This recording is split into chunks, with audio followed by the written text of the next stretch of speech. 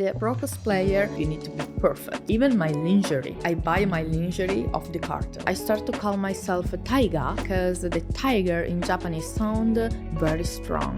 In Japan, you cannot actually touch the person except step on you, and maybe that's as possible. The creator of the game asked me to step on him. あらあら、皆さんお元気ですか? Hey there, and thank you for tuning in. We're excited to bring you another great conversation today. If you like the show and want to support us, please hit the subscribe button so we can keep bringing you great content week after week. And if you're feeling extra generous, give this video a like and share your thoughts and comments down below. Thank you so much. And now, let's get into it.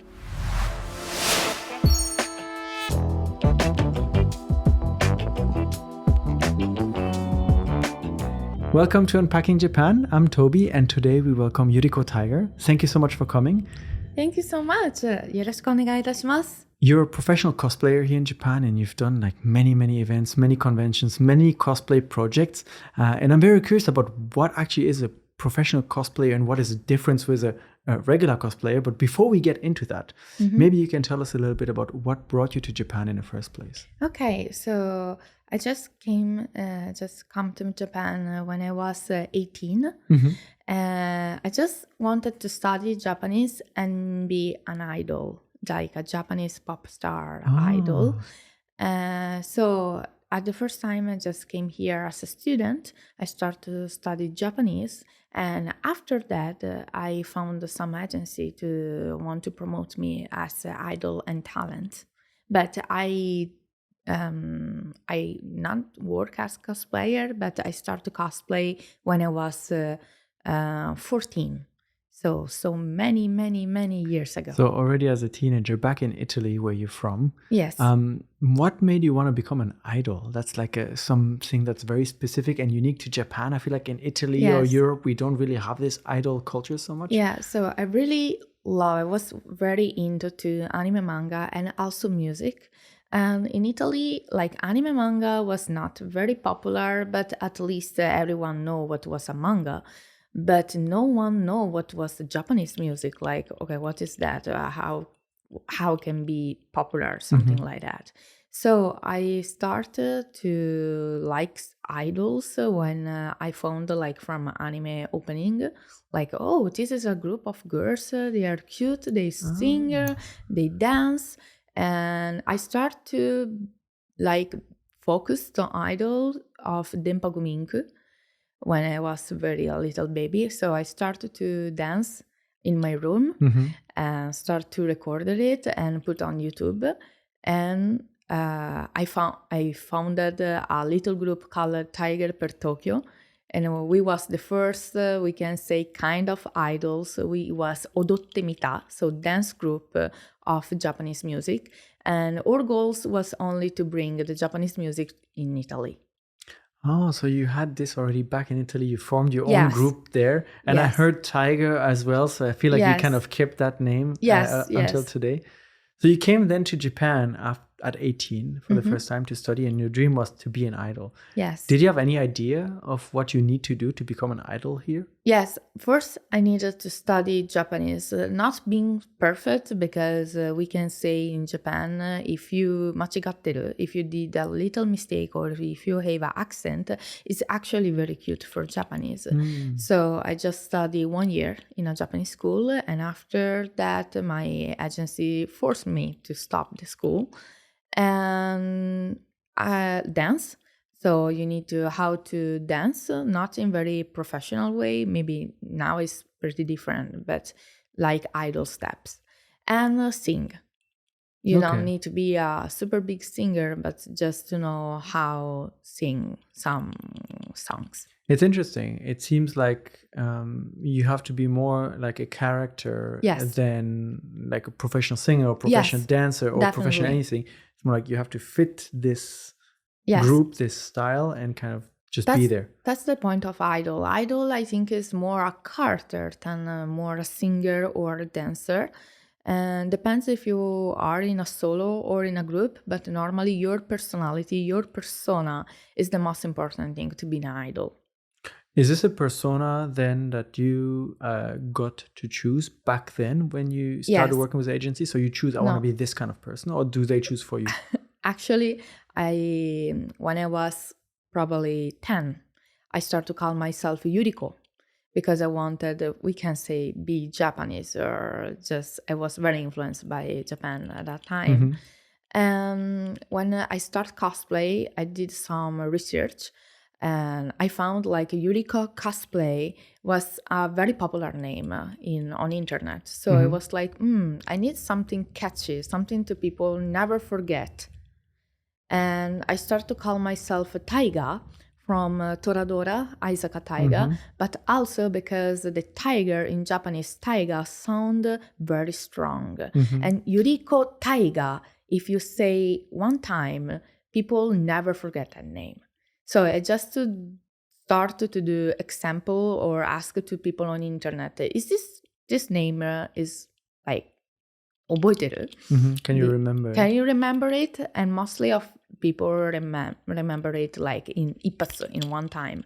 So I just started to make my character a very cute and very sexy and strong woman or girl when I was 14, 12 probably.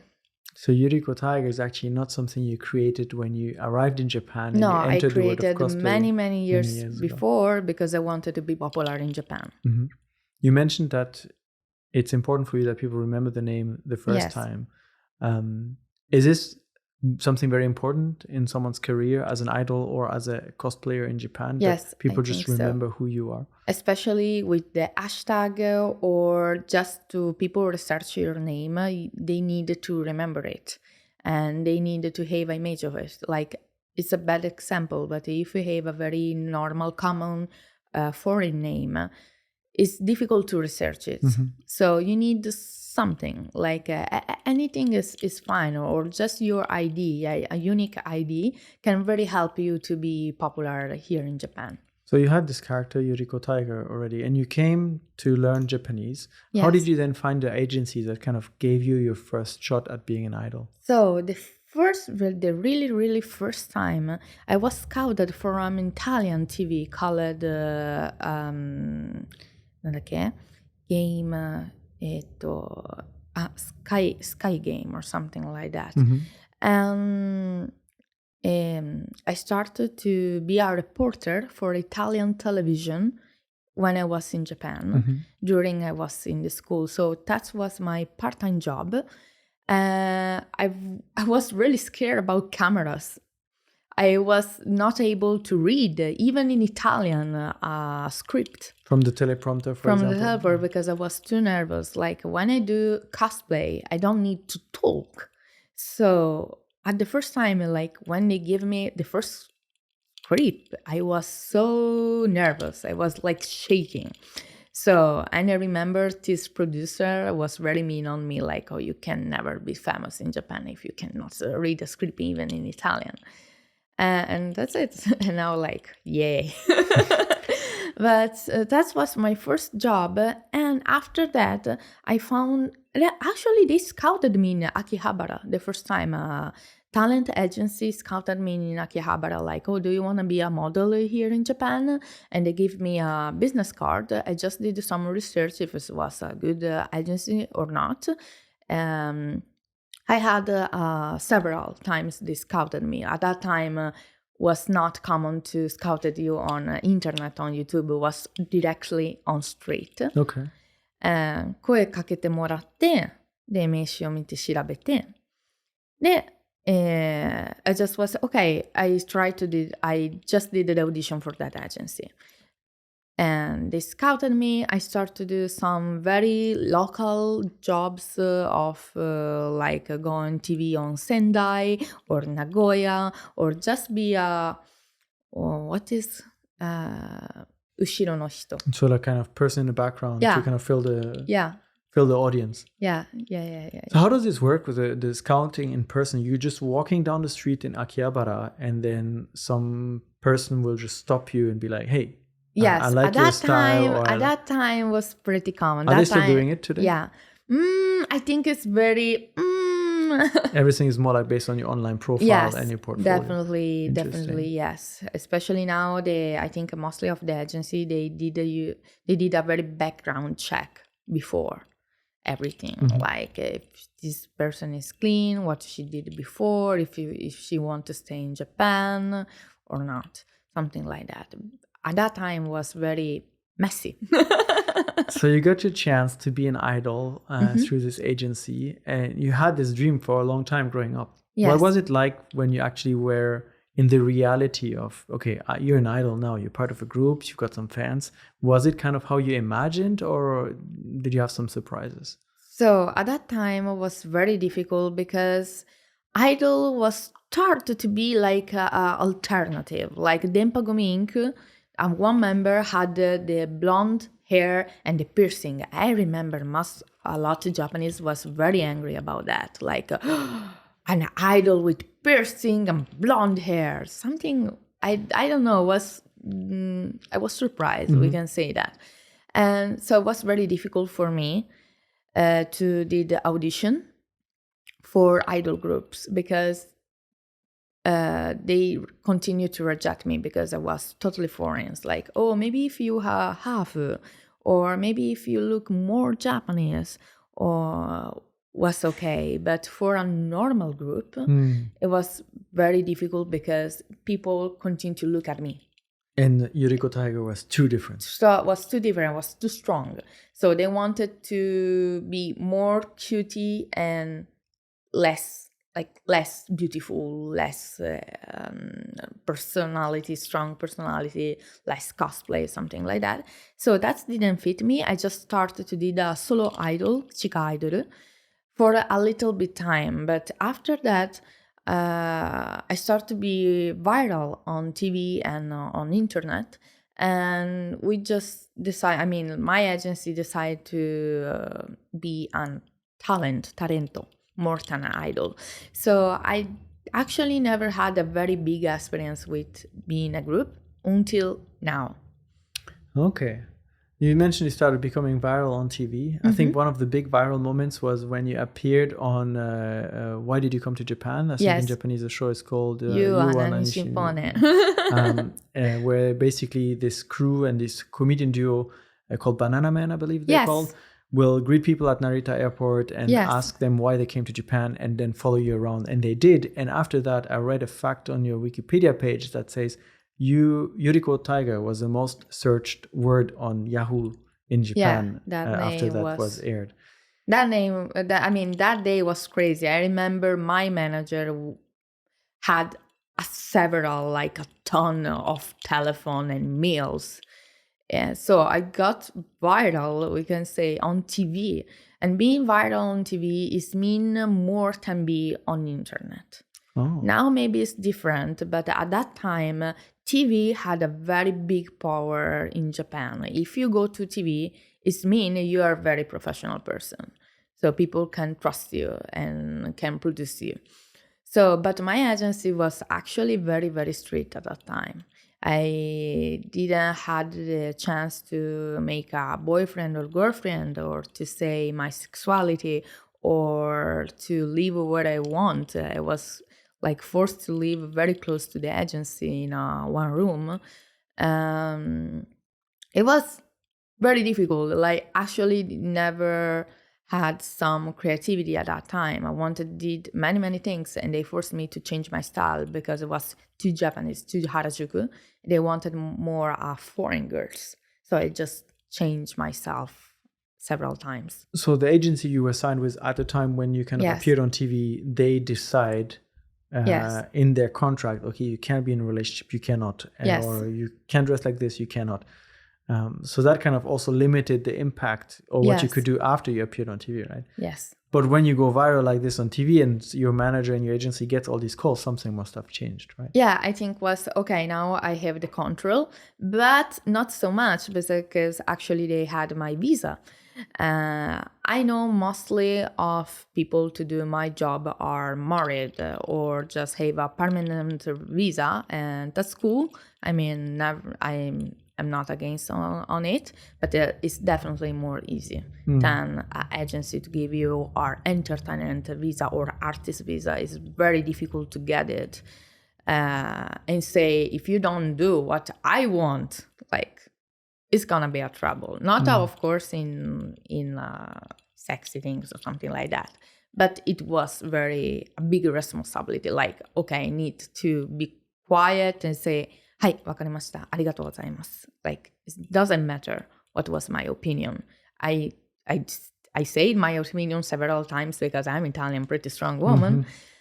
But also be very Japanese. I understand why they want me to do this, why they want me to wear that.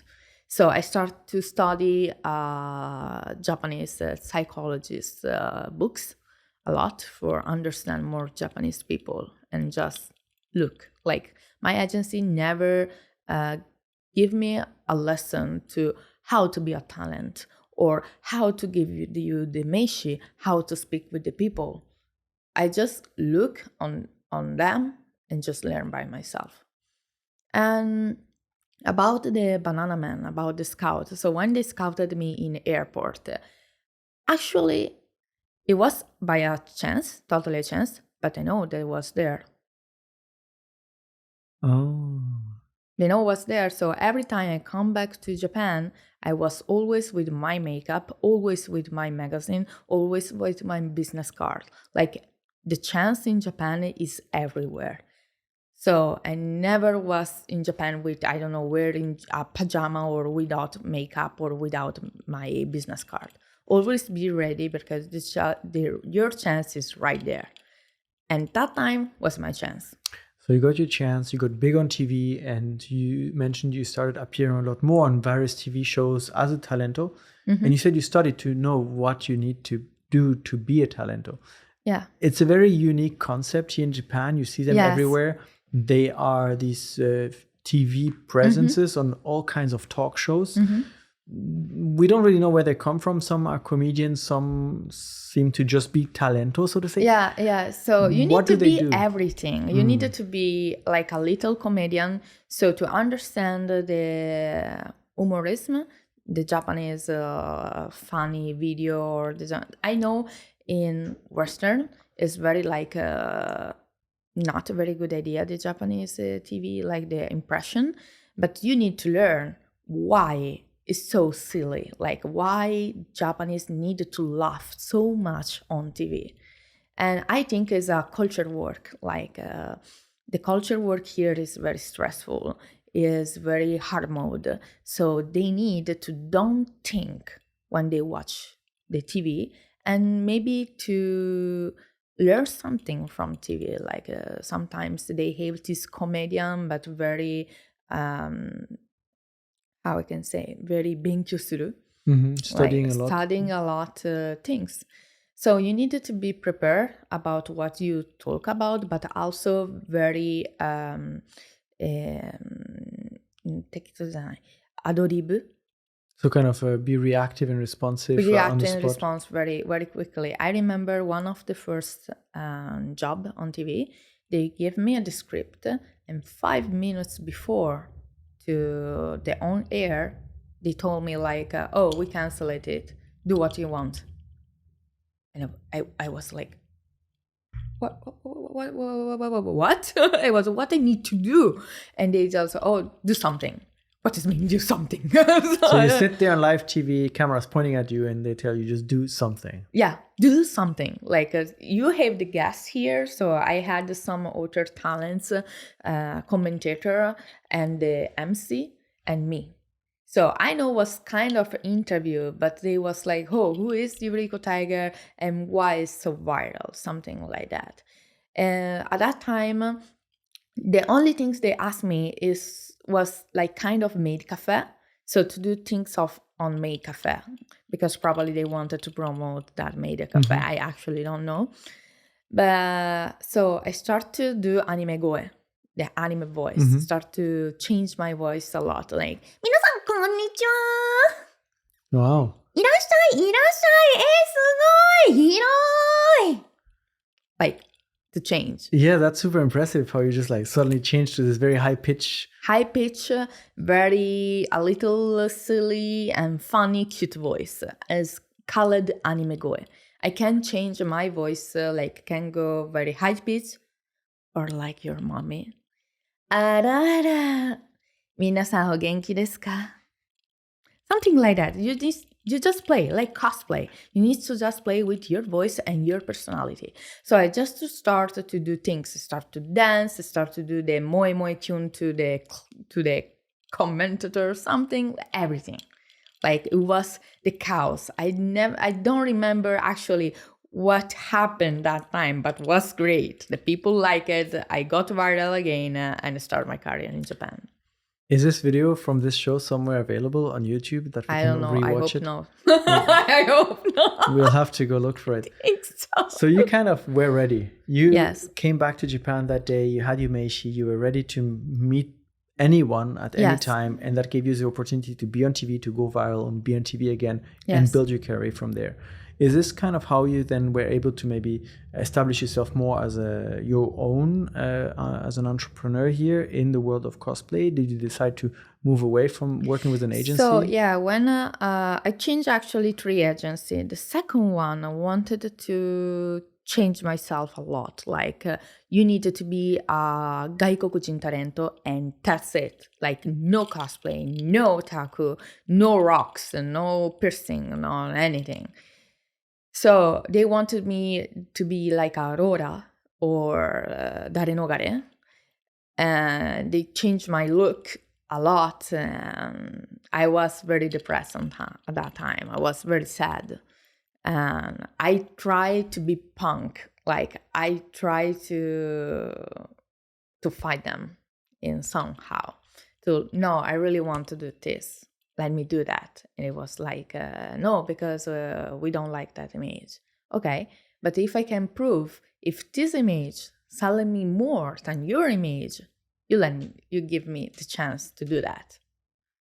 So we just fight all the times. Yeah. But after COVID happened, and I changed agency again because they just we can not fired, but they just closed the international section. Okay. And they was like, or you need to be Japanese, or we cannot you stay here. I mean, we don't have any jobs we can give to you.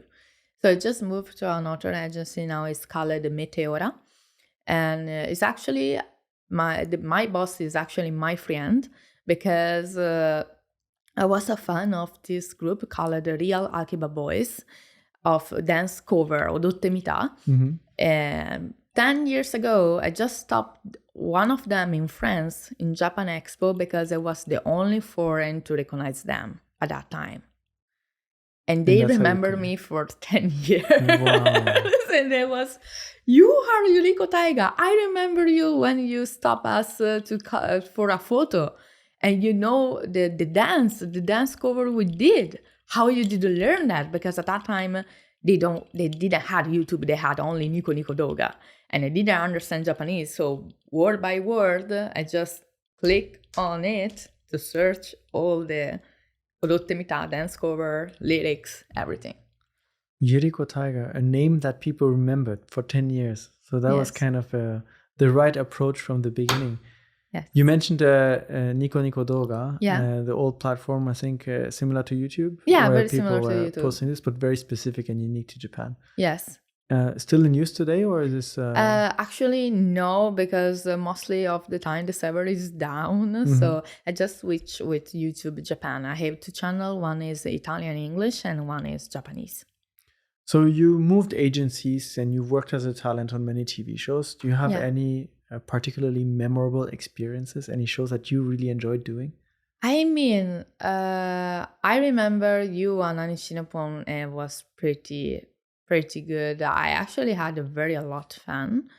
But I think the most memorable was when I worked for 3 years for a big program called ちょっと待ってなんだっけ something like Names are difficult to remember. Yeah, right? So many TV shows. So many TV show. Non me lo ricordo. Ricordo, aspetta. Don't remember. Japan Emotion. Okay. Japan Emotion. So I worked for this program called Japanese Motion. So me, another idol, Japanese talent, another Gaikokujin Talento, a Russian girl, we just travel all Japan for do very traditional things to promote Japan, to promote the more traditional things, even we was like young girls. And I had a lot experience thanks of that. I really liked that program. And I just remember a very old lady. And I mean, the mostly of old people, we can say, old people, oba-chan, oji-chan, they remember me from TV. It was very weird for me because I was like, oh, fun desu. It was like, what? How you can be All the my people father? recognize you. You are like 85. How you can remember me? Like, oh, Yuriko Tiger いつも可愛くて面白いです。Like, oh my God, you can be my grandmother. I love you. So the power of TV in Japan is the still very power of present. TV in Japan is very, very big. So I'm so grateful to work on TV. It's not easy. You have a lot of competition. Sadly, I'm kind of way too Japanese for being the Italian image of Japan. I probably don't want to be an Italian image of Japan because I don't remember anything about Italy anymore. But when I have the time to work for some Japanese TV, like recently I worked for Matsuko no Shiranai Sekai, we talk about anime song, like why anime song is so popular in the Western, what kind of anime song is popular, and why the sound, like when they mix like English, Japanese, Italian, French, Spain, like in all one song. Why do they do it? Because they are very, like, we can say creative. Especially, I think that's why I really love Japanese music, because they have a unique creativity in the world. And actually, because they want to reach the world, but they can do that only in Japan. So most of the time they mix English with some other word, and because they like it, they really like Western. They really like, especially Europe, I guess. Interesting. So you've been on all these TV shows. Yes. You said that when you started going into this, you kind of really had to learn what it means to be a talento. You had to how to react and so on. What are the main things people should know if they want to have a better understanding of Japanese TV, of what they see on TV? How much is scripted? How much is improvised? Yes, like this time, for the first time, I didn't was a cosplayer. I was anime senmonka. So a specialty of anime songs girl. And I was like, I'm just a weeb. I'm a otaku. I'm not special. But I actually learned a lot about anime song. Like, and for them was like, no, you're not normal, Yuriko. You're probably, I mean, you're probably special or something like that, because no one can recognize an anime song in 1 second, and I can. I wish you had like something ready to put you to the test here, but I'll take your word for it. No, it's okay. So, but I was like, Matsuko-san is a very important person. So I started to learn how to impression her, what kind of anime songs are popular in Japan and in the Western, and why, or which anime song was a mix of genre, like of types, like jazz, electro swing, rock, hardcore metal. They have a lot of variants of anime song, and I needed to choose like 3 or 10 of that, and to show to her, and talk about that. And you don't have the script. You have, but you can see that. You cannot check anything of that. So if she changed something, I need to be ready and change my whole schedule, my whole stuff, like everything. A lot of pressure. Yeah, a lot of pressure. to Yeah, I bring am to you? always very nervous. I always very nervous when I work on TV, especially because people are also ready to judge you because it's something very big, like big responsibility. Like when I choose the best anime song, I choose Sakura Wars. It's a very old anime about robots and theaters. But a lot of people was no, because it's from a game. Originally it's from a game. So it was more a game song than not an anime song. But I choose that as anime because they also did the anime, and in the Western, it was not possible to play the games. So everybody know this anime from the animation one. But I needed to like fight with several Japanese about that. Like, no, I'm foreign, pretty sure what I'm saying that. But I can understand for Japanese different. So what can make you go viral for good reasons one day can also make you go viral for the bad reasons The bad reasons. the Yeah. next. This was a one-on-one show. When you are on these like talento shows with like say 5 other people sitting Yeah. next to you, is there a script? Is everyone kind of No. having a specific role, or do you just have to react No. naturally and comment on saying something? Naturally, commenter and be funny. Because it's like you have rivals and you are bringing your nation there. So just do something. So if you're not funny and not entertaining enough, you will just be replaced by another talent Yes. to fill that seat, to Yes. represent a specific role. Yes. Are all the people then on a talento show, whether they're Japanese or foreigners, typically there to represent a role? So this talento represents, let's say, the person who's very studious, very serious. This one is a more funny. This one is a more otaku. This one is Yeah. more. Yeah. So each of them represents someone, even though that's not necessarily their real persona. Yes. So my character, we can say my persona is unique in Japan and is only me. Basically, is I think also, of course, they have a lot of person, but if you say foreign cosplayer, is I think for the mostly of Japanese, they think are Yuriko Tiger or Talento. So let's talk about cosplay. Okay. Because this is what you are also very famous for. You're a professional cosplayer. Thank To you. kind of make the difference, what does a professional cosplayer do that a regular cosplayer doesn't? Okay, the pro cosplayer, you need to work with clients that's normally, especially in Japan, they are the video games company or games animator company, like can be Bandai Namco, Capcom, Sega, and they check your profile, they check your costume if it's good or not. They are very strict. So you need to full of it, like you need to be perfect. But sometimes I met a lot of clients, they don't really care about cosplayer and just pick random clothes they like. So basically, a professional cosplayer will be hired by the original franchise or the companies that create the franchises to cosplay their characters at conventions, at events, or whatnot. Yes. Like in my case, I worked for Tekken 7 for 5 years.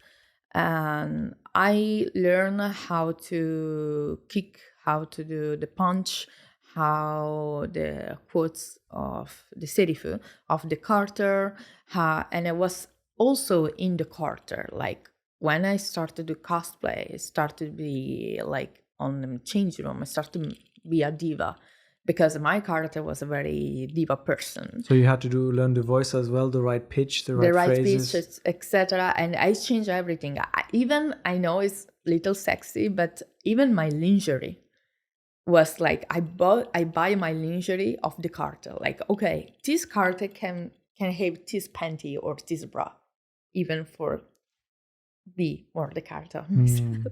These karate cosplays from like an official franchise like Tekken, yes, will they provide you with an exact cosplay, or is it something that you have to find? 50-50. So sometimes they provide you the right cosplay, but mostly of the time they ask you to the cosplayer to make it. So I had bought, like they provide me some costume and I made some costume by myself. That's a lot of work. Another skill to have, making cosplay. Making costume, yeah. Okay. Now I'm not making so many costume because I'm actually a little tired. To make cosplay, you need a lot time. To normally don't have a lot patience. Yeah, I can imagine. But I try to support the artists, especially in Italy, like young artists to want to provide their talents, and I contact or scout them to say, hey, we can collaborate together or we can work together. I really like your works. Just give me a budget. I will try to do my best for just promote you. So you will kind of find costume makers that kind of make your normally characters. mostly are my fans or my mostly I pick up from my fans. So when you step into the role of the professional character and you're at a convention, are the people from the company also watching, evaluating, checking, and kind of like, oh no, you didn't move right, you didn't do the kick properly? Right. They are checking you always, especially if you do a character. Like they check if you really play the games, if you really love the games, or if you did a wrong step, or like I remember, not me, but another cosplayer with the costume just go to smoke a cigarette. They fire her instead. Oh, yeah, because you get out of character basically, and people could see the character smoking. People can see you, and that's it. So it's very different than Western. Like in Western, a lot meme, especially with the character, like be out of character is pretty funny. But in Japan, it's actually the energy. Yeah, especially when you do official cosplay. Like I remember when I do Lily of Tekken, I instead drink the tea and not my lovely coffee. Yeah. Because she's drinking the tea. So you have to sip your little tea with the voice, with the right motions. Yeah. Did you get any training for that from the companies? So definitely no. So you just have to watch the game, look how the character moves. Or the character move, play the games, and just do it. And maybe like how they pick you. So now they pick you by SNS, like social media, like TikToks or events. But normally you need to prove you really like that franchise. So go to the tournament, go to the events, talk to the community, like make connection and start to really play that game. Like not just, oh, I love this design, I just put on it. Do you still have like an audition?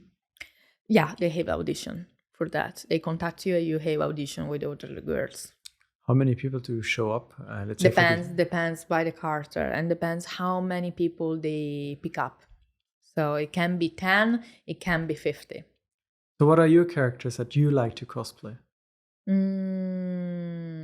What kind of character I like? Yeah, so which specific characters do you really enjoy kind of cosplaying? I really like Lily from Tekken. I guess that's why you got the role for 5 years. Because it's totally opposite on me. Like I'm very friendly. I think I'm very friendly. I am very like little messy person, very Osaka, Osaka vibes. And Lily is the perfect princess. It's very like, it's from Monaco, but is little like French. It's very like a French character. And I'm totally the opposite. So when I do her, I really have fun because it's not myself. Or when I do like Ivy from Soul Calibur, is a very like femdom, sexy, strong woman. I feel like just a little potato to do otaku things. So I just was like, even the walk, I was like walking as her. And I remember a lot of people like say, please step on me. This is probably one of the weird things that happen at the convention when you meet fans and you play a character like this. Even the creator of the game asked me to step on him. We Did you? The photo. Yes, I did. I think this is maybe one of the only jobs where you get to step on your creator, so to say. Yeah. What makes a good cosplay? What makes a good cosplay? I think, the costume is one of the part. Also the wig. Please crimp your wig. Please cut your wig. I'm more than a costume maker. I'm a wig maker. So I actually still to learn how to make a very good wigs.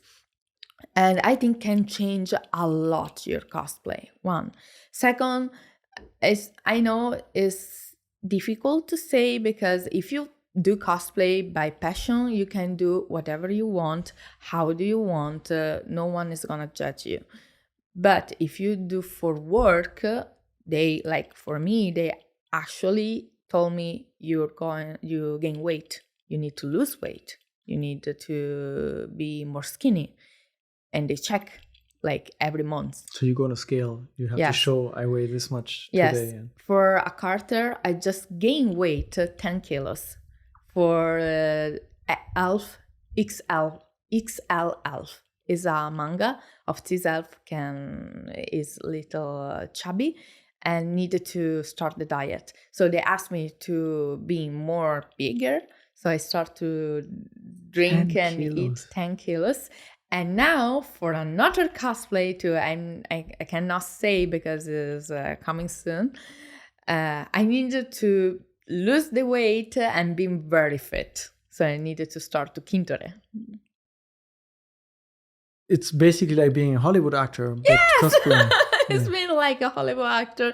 But unfortunately, if we can say like the money they give you, you need also to think what can be your next project or what can be your next goal. So mostly of the money I just put in the next cosplay. So mostly of my income is not from professional cosplay. Normally is on TV or my fan clubs. And I use that money for increase more quality. So cosplay is something you do professionally, but also like your passion that you kind of want to develop, and you're investing into developing this. Yes. You said that for good cosplay, of course, the costume needs to be well made from the right materials and well put together. The wig's super important, but you also talked about the power of how you walk and how you come across. How to look the character. So make a lot of reels, TikToks, or just a very good photo, of course, can help your audience. Make a community, because people look at you as like an idol. It doesn't matter if you can sing or dance. Also cosplayer, I think a lot of cosplayer are kind of idols. So you just need to maybe choose a fandom or choose like your main character and just play and do that all the time. You said you particularly like to play Lily because she's the opposite of you. Yes. Is it easier to be a character that is the opposite of you, or someone that you kind of feel like, oh, this could be me in an anime world? No, I mean, in my case, I prefer character to be opposite on me. It's more funny in somehow. Yes, it's more funny, definitely. Is it difficult sometimes if you're playing this kind of a dominant character at a convention and you have to be the official representative to never break character? Yes, it's very, very difficult. Because if you're walking around, I mean, and someone walks up to you and is like, "Can you step on me?" I probably would just burst out laughing. Yeah, and I was like... But you can't. Yeah, you can't. So you have to look at him and you like, lay down, I'll walk on you. Sit down and do that. Very... What are some of these craziest convention memories you have here in Japan? Let me think about it. The list is long. Yeah.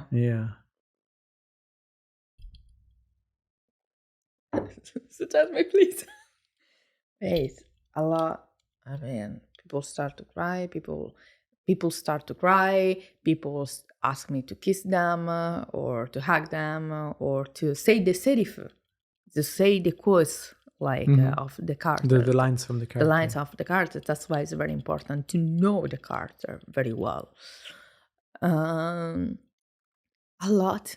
Where's the boundary? Where's the limit? You said people ask to hug, people ask to kiss. So, like in Japan, you cannot actually touch the person. It's pretty out. Normally, I will do only with girls. Like, I don't have a problem with girls, but for men, it's like, oh, sorry, I can do that. Except step on you, and maybe that is possible. But I cannot sadly hug them or be more friendly. Like in Italy, I don't have boundaries, I don't have problems. So I'm totally open with everyone because the culture is different.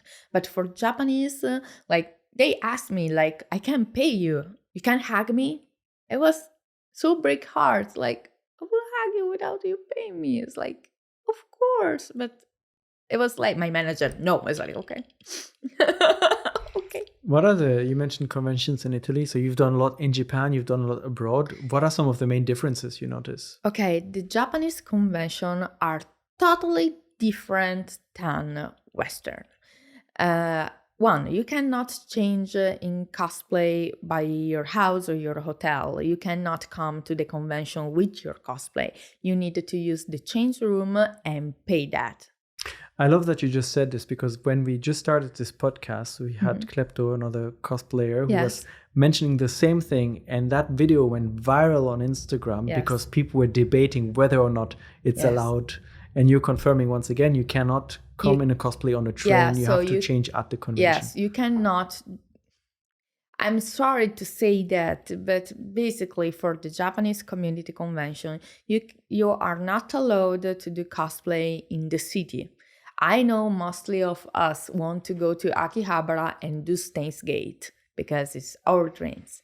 But if you do that, a lot of people on Twitter start to flame and start to especially attack to who is living here and who is foreign. So just be careful, please.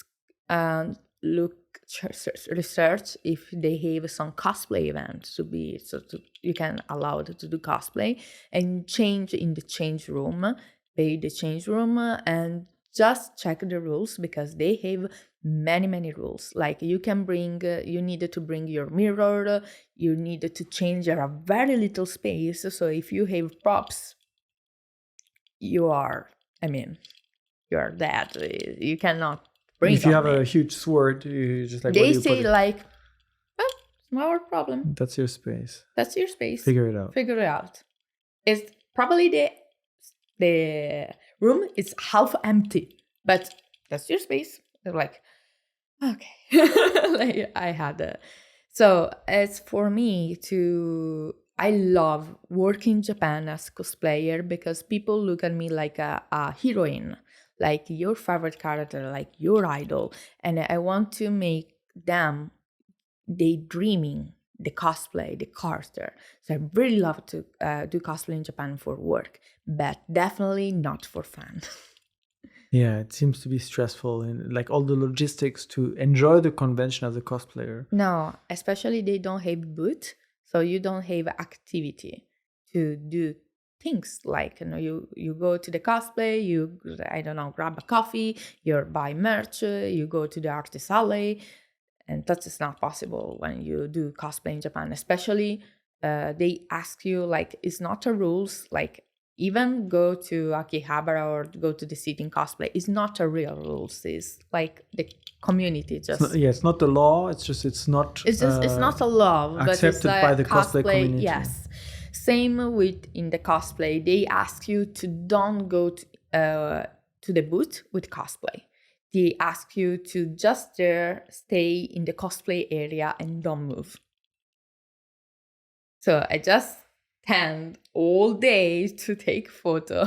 So it's a cosplay convention. Yes. But you cannot go wherever you want in a cosplay. You have to go to the cosplay area. So yes, but I hear a lot of Japanese cosplayers, they look at you very bad because you can hit someone with the costume or people don't know the rules. So just stop on you and take the photo and they start to be messy everywhere.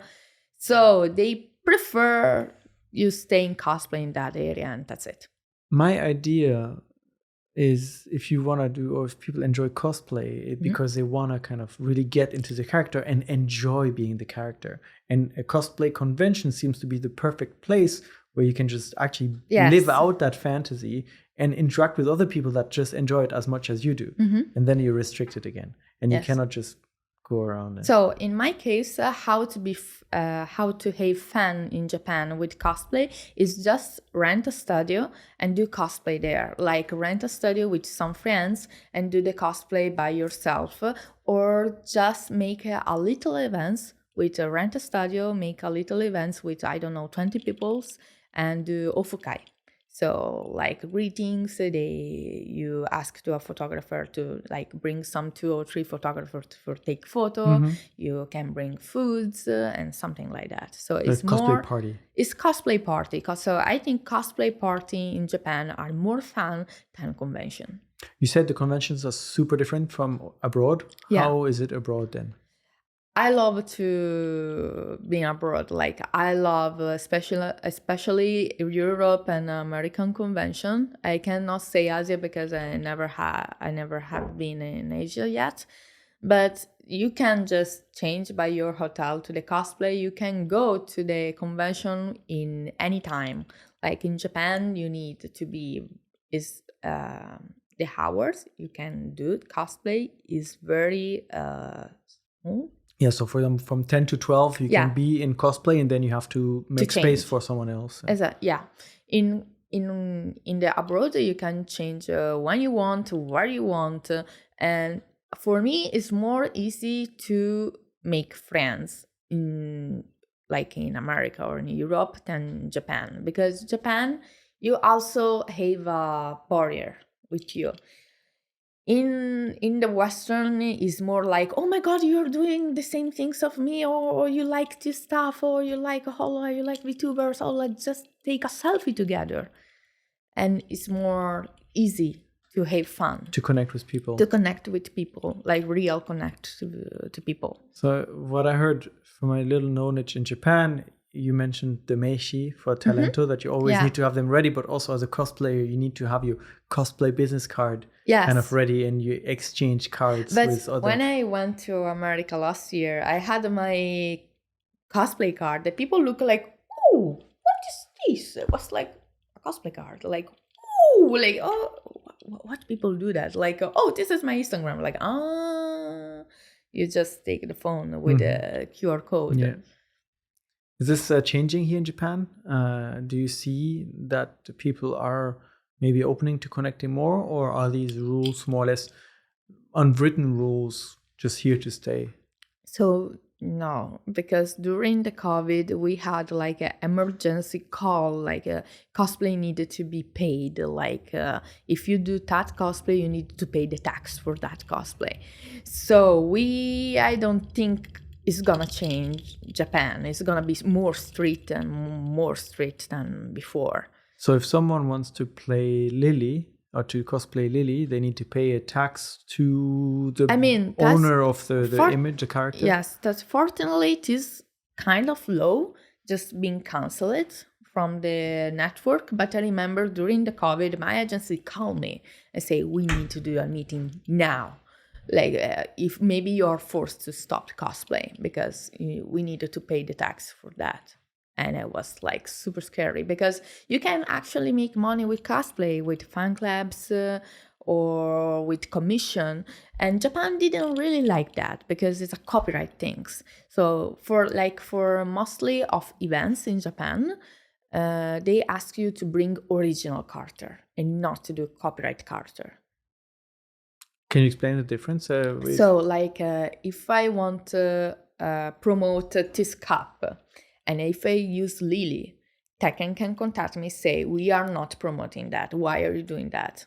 You are not allowed to do that. So let's say you're a content creator and you make your content for fun on social media, and then a company reaches out to promote a product in a cosplay, they can say, no, you cannot do this. Yes, that's why mostly of Japanese cosplayer using original, like Grabia, Chotto Grabia Poi, for like promote things. So create their own characters, so to say. Yeah. What is I understand that maybe for these kind of commercial purposes, the owners of the name or the character, they don't want you to promote other products that they have no control over. But generally speaking, isn't it just more promotion for them and their game or their anime if people want to cosplay the character? But sometimes I feel Japanese don't want to be very popular. I think this conversation sounds like something I've discussed before with other guests as well. The self-promotion is a Yeah, bit, they don't want to do too much. It has to yeah, be to be subtle. subtle, yeah. Right. So it's like a culture shock. It's a different culture. So I hope this is gonna change because I feel Japan recently are losing some power. We can say The that. soft power is Yes. falling. So they need to understand they need to be self promotion. They need to promotion more, like more promote Japan. Like, oh, everybody can love Japan. No, it's not true. Mostly of people now understand that with the internet, Japan, like any country, is not a perfect country. So I feel they start to need to understood. They need to open the boundaries and promote themselves more, but it's a very difficult we can talk about it. As a official cosplayer for Mhm. some major characters, have you had the opportunity to actually meet or to go to the Yes, companies and meet the creators and talk with them about the yes, characters and can I do this? Can I? yeah. Actually, I have. It's like my little treasure. I have my first game like of Tekken, Booster Group, Soul Calibur, Street Fighter. My like first game of the PlayStation. I just bring to the creator to have a sign. And I always Ah. show to my dad because it's thanks by my dad if I really love anime manga, especially games because he was a gamer. Oh, He cool. was a gamer. That's why when I was like 2 years old, I started to play games with Nintendo and PlayStation One. So now you have all these signed games from Yes, the creators. it's my little treasure Ah, that's nice. in my house. And normally I ask to the creator, oh, I can do it, or you prefer no, I can bring this cosplay for this event or for this TV show. We always ask the permission for do that. Okay. Is being a professional cosplayer something you would say people can live off comfortably in Japan, or is it something to do on the side together with some other jobs? You need a deal. You need a deal with Like, cosplay because working with only cosplay is actually very stressful. Like sometimes, oh, why they choose them and not me? And I'm more like I love the games more. The quality is mine is better. So it's very difficult to see other people choose them by them than you. Mhm. So it's very difficult, especially if you love the franchise. So you need to have a deal, especially because cosplay is some cosplay job they pay you very very well and a lot, especially now because they have too many cosplayers they pay very low or they don't pay you. So it's very Yeah, difficult they have a lot to of choice now. yeah, for like myself, like before I had TV show. So when I had TV show, I didn't need anything else. Like cosplaying TV was my main. But after COVID, everything changed, and now I'm helping my family with the bakery. So I was like, okay, I need something more. I need to make more money. So I start to open the fan clubs. So it can be Patreon, OnlyFans, or Fantia.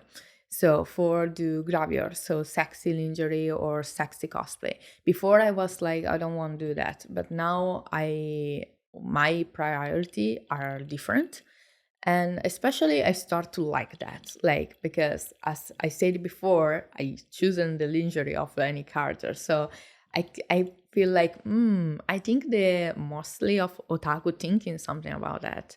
So for some character you want to see the sexy version Hmm. or I'm the first one to want to see that. So I know the feeling. So I start to do that. And this helped me a lot to have a stability with cosplay and etc. But I also doing DJ and idol. So I have a lot of Yeah, jobs. you're doing a lot of things. If you start doing things kind of on Patreon and so on, like extra for your fan club, Yes. does this bring up the copyright issue you were mentioning before? So yes, so that's why in my Japanese fan clubs I normally don't use Carter, and in my normal like Western I using like Carter, but I always choose what I can do. Like if I use this Carter for work, Normally, I never do fan clubs. Mm. If I do this character for fun, like for an anime series, old anime series, I'm like using by them because it's just like a hobby.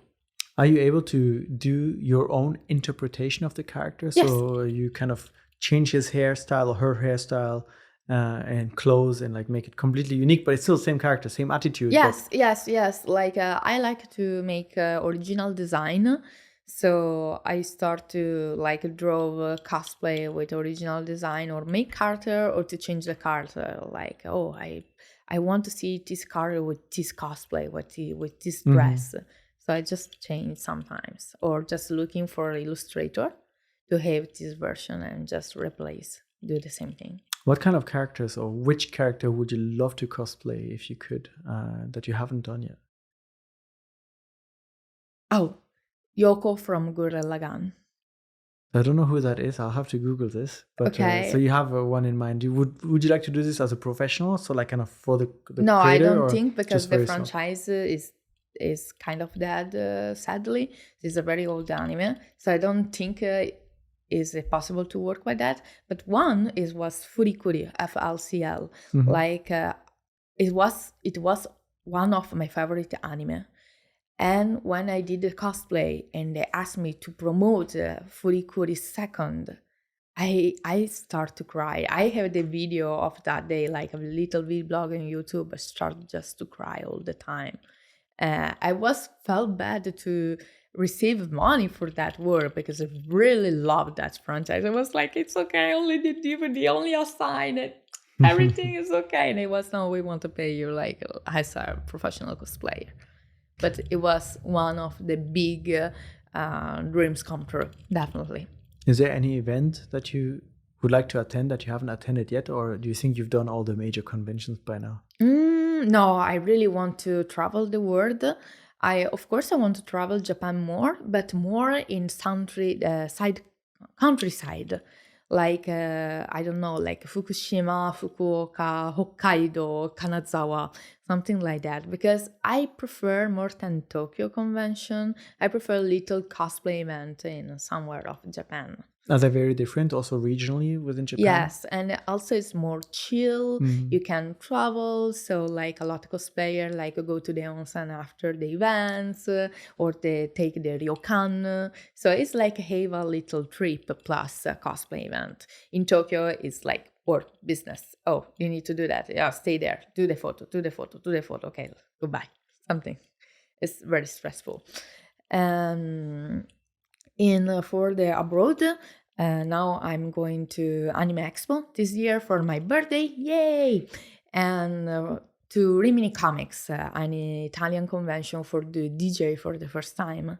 And I really, really wanted to go to Indonesia convention because Indonesia have the most big influence of Japan in Asia. So Indonesia and Thailand. I'm very curious about these two countries. And of course, I want to try to travel more in Europe, go to Spain or to Germany, especially Dokomi.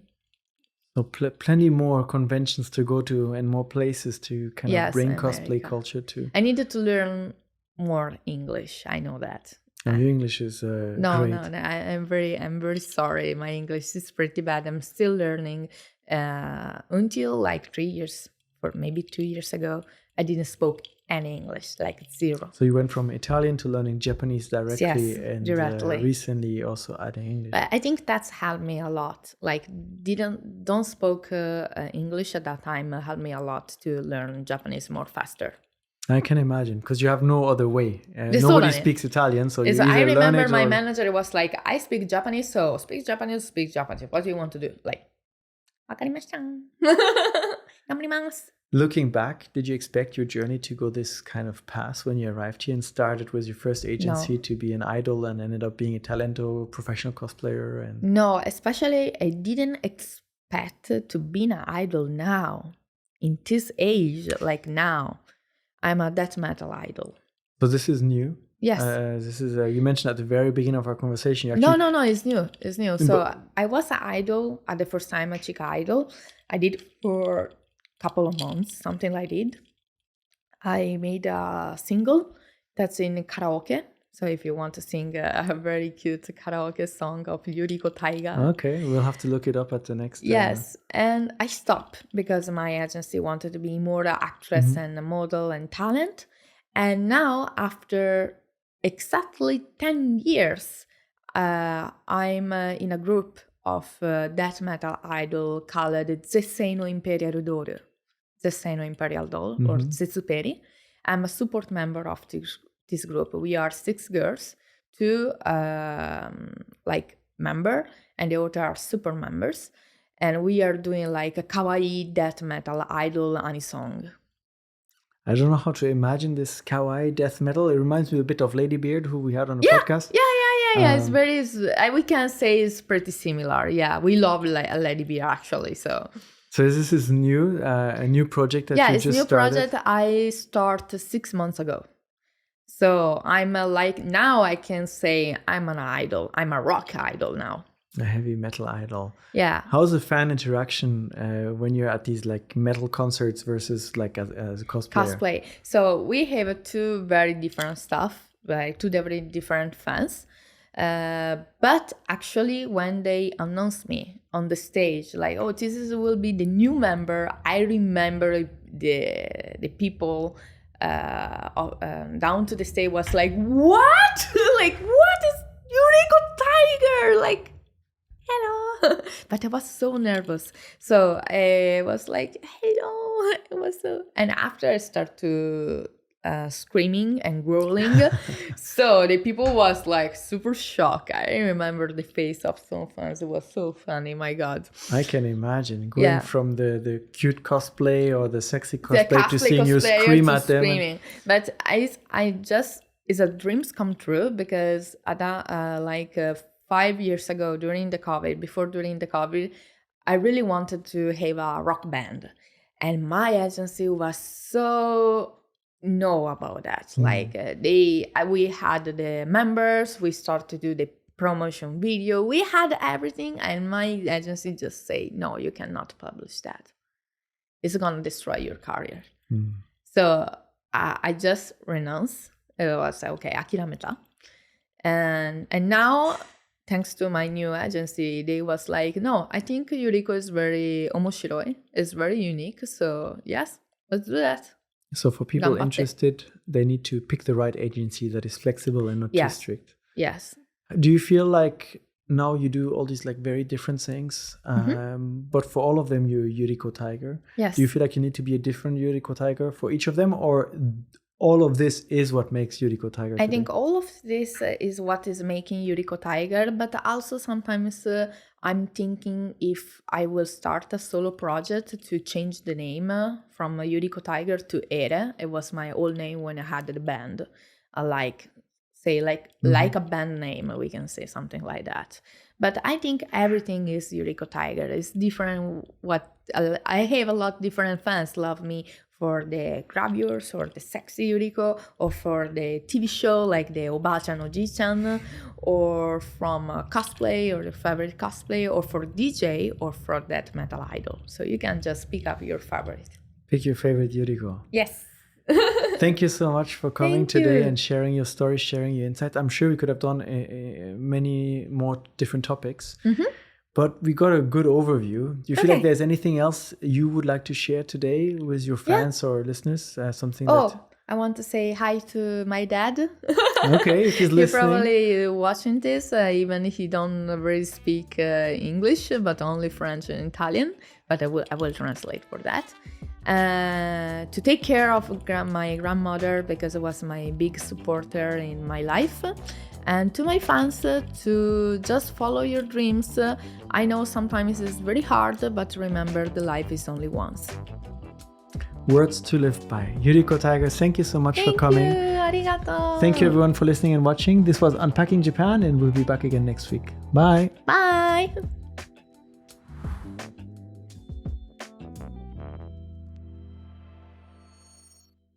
Thank you so much for joining us today. I hope you enjoyed this episode as much as I did. Please hit the subscribe button so you don't miss out on future conversations. And we'd love to hear from you. Share your thoughts in the comment section down below. And if you enjoyed this episode, Here are a couple more that we think you'll enjoy. Thanks again for your support, and we'll see you next time.